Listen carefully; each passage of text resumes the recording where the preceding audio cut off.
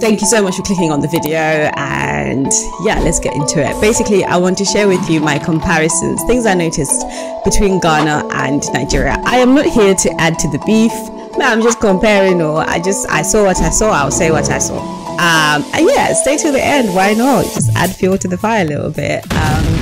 Which jollof rice do I prefer? Because I do have a preference. I got the privilege last year to visit both countries back to back, and I was in Accra, I was in Lagos. I went outside of Accra for the wedding, so I kind of got to see more of Ghana, and I also went outside of Lagos because I went to Ibadan, and in this time I got to see the cultural differences between the two places, and believe me, they are different. It's very funny to observe, and it's very interesting to observe as well. Let's start with things that are in both countries, things that you should observe or just remember for both countries, or things that I just observed and I found funny.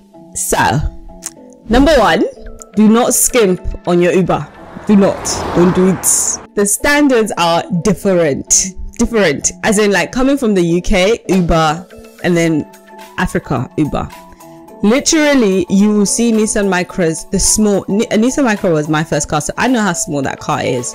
And basically they use those, and of course they look battered. So if you pick the cheapest Uber, you are going to most likely get one banged up car that literally looks like it should not be on the road, and that's consistent in both countries. When I say don't skimp, you have the option of like picking Uber XL, or I forgot what they name it, or like it's got like the little sparkle to say that it's clean, you know, extra clean and extra legroom. It's still gonna be beat up, it's still gonna look absolutely shocking, but yeah, don't skimp on it. You will most likely have more trouble, just more literally this Uber driver once turned up and said, I do not have fuel. What? And the issue is, this goes now to my second point. In Lagos and Accra, more aggressive in Lagos, Uber drivers prefer cash. They prefer cash payment. So you have the option in both countries to pay in the app, so that it takes out of your cards, or you pay them cash. Or in Lagos, I noticed on Uber, you can top up your account. Anyway, they prefer cash, and they're quite aggressive about it. So much as like they'll come and say, I don't have fuel, so you need to change your the booking to say cash, so that when you give me the cash, and then I'll stop by obviously it's all a lie. He has fuel, he just wants the money now. Mind you, again, another point, in Nigeria, because of traffic, book your Uber 20 minutes before you need to go. So I was making the mistake of booking my Uber when I'm ready, or when I'm about to be ready. No, don't do it, because 5 minutes in Nigeria is like 15 minutes because of traffic, because of bad roads, because of just speed bumps. There's speed bumps everywhere. So they just take longer to get to you. And so I learned that, you know, whilst I was there. But then I realized this guy was taking significantly longer. He would move, stop, only for this guy to get to me, and he was doing the same thing, yeah, when I was now in the taxi. Mind you, I couldn't cancel because every Uber takes long to come. He got here, and I realized what he was doing was turning on and off his data to save it, so obviously the journey would load up to a certain point, and then when it's not loaded anymore, he would turn his phone back on. But obviously that takes long. In the end, we ended up using my data, my phone, to get down, to use Google Maps to get to where we're going. And I'm not gonna lie, that was like a nice Uber. That was like the highest price Uber you can get. But you get characters in Nigeria, so this is a point for Nigeria. Nigerian Uber drivers are mad. You know what? I think I'm gonna make a whole different video about Uber drivers in Africa. Stay tuned for that. I will tag it here or here, wherever you plug it in, when it's ready. The Uber in Africa is mad. It's like they're you see all sorts, you experience all sorts. Anyway, let's move on. I was about to say another Uber one. Okay, Lagos. When you cough, they say sorry. You know how here, or at least in the UK, when you cough, they say bless you. Sorry, when you sneeze, they say bless you. When you cough, they say sorry. And I got to the point where I was like a bit shy to cough, because I was very aware of the fact that they're going to say sorry. And they say sorry in the most empathetic way. And I'm just like, oh my God. Oh my gosh. I noticed in Ghana, stability of electricity is real. The electricity just doesn't go as often. and honestly, you feel it, you notice it. Like the most notable difference is that it's quiet. It's much more quiet. The noise pollution is significantly less. I think in Nigeria, what it is when people are driving, they beep all the time, and it took me a minute to be like, what the hell? Is it impatience? Is it anger? Is it frustration? What is it? But I realized in Nigeria, they beep to say I'm here, to say, hey, I'm here. You know, the reason they do that is because people just move. They don't check before they move. You know, you would check your mirrors before you move, but people in Nigeria just maneuver, and they also kind of like drive in the middle of the road. They bully each other on the road. It's a game of chicken. Someone said to me, the person else in Nigeria, like, driving in Nigeria is like a game of dare, a game of chicken. Like, I dare you, do it. That's how it works. So because of that, people are constantly beeping to say, hey, I'm here. Hey, I'm about to make a move. Hey, the move you're about to make is dumb, kind of thing. So the noise pollution on the road is real. In Ghana, none of it. You indicate, you move. The road rules are the same. So the noise pollution on the road is significantly less. There is an equal amount of traffic, because what you need to remember is Ghana is significantly a smaller country than Nigeria. So they still have a lot of cars. Nigeria just has a significantly larger population and wealth as well. So there's just more cars on the road for those two facts. I would say before you arrive in either countries or both, decide, do you want to use an eSIM or do you want to have a local SIM? It's a lot of work in both countries to get a SIM card. They make it as if you've asked for nationality. You know, they ask for so much for you to give you a SIM card. You want to make sure you have thought about how you're going to communicate. For me, I wasn't interested in a local SIM. I was using a dongle, and it's that dongle that I was interested in putting a local SIM.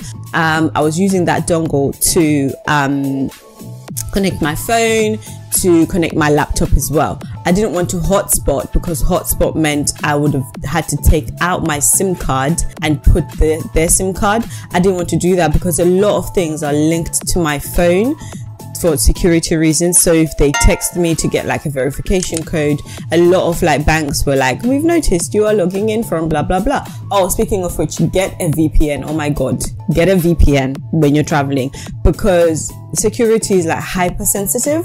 So when they notice you are on the continent, they're like, security, like we've noticed, like anything just makes banks and systems panic and want to do extra checks to make sure that it's you.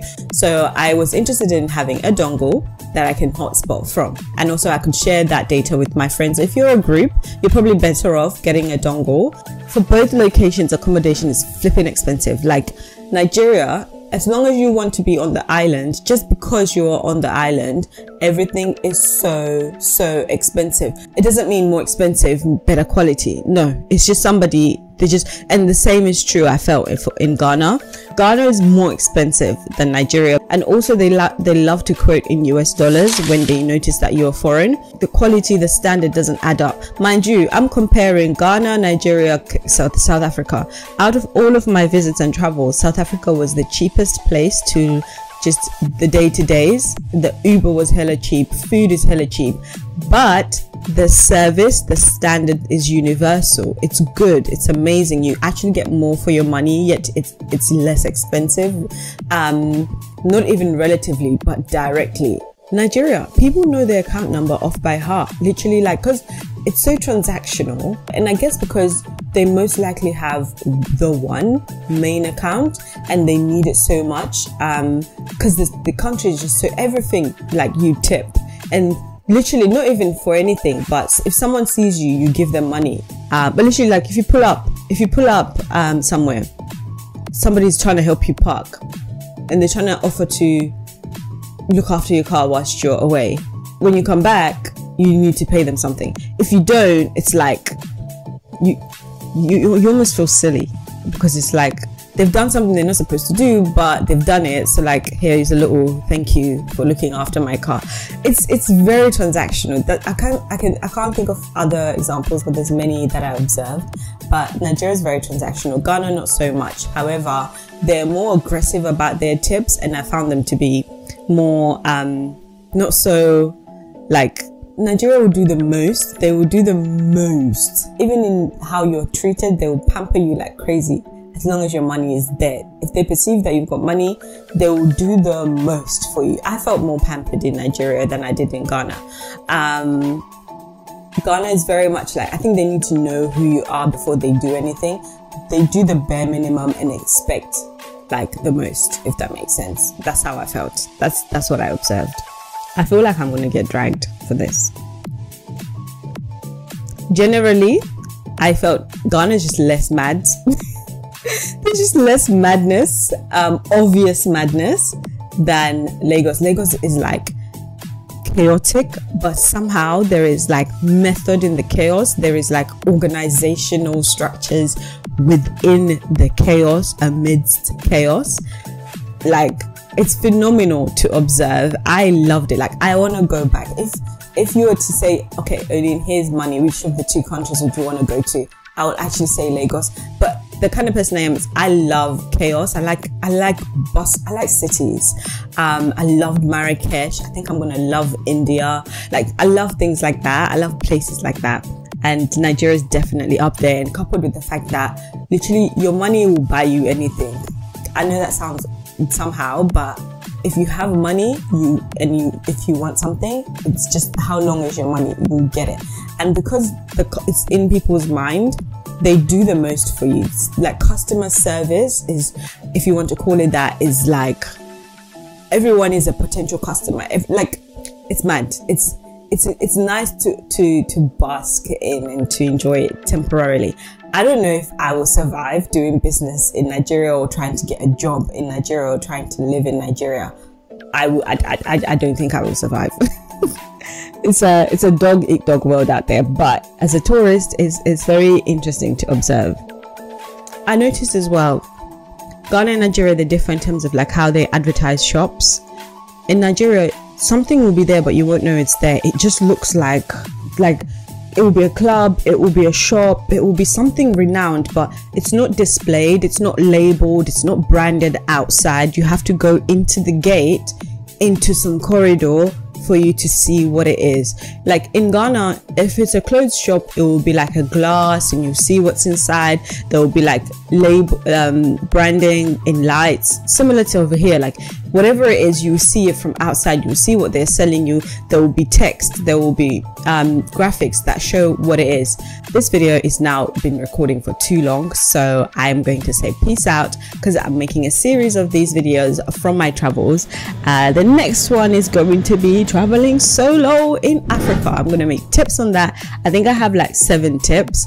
If you want to check that out, if you like this kind of content, stick around, consider subscribing. It's free, and like the video and share it. I'll see you in the next one. Thank you so much for staying to the end. Peace out.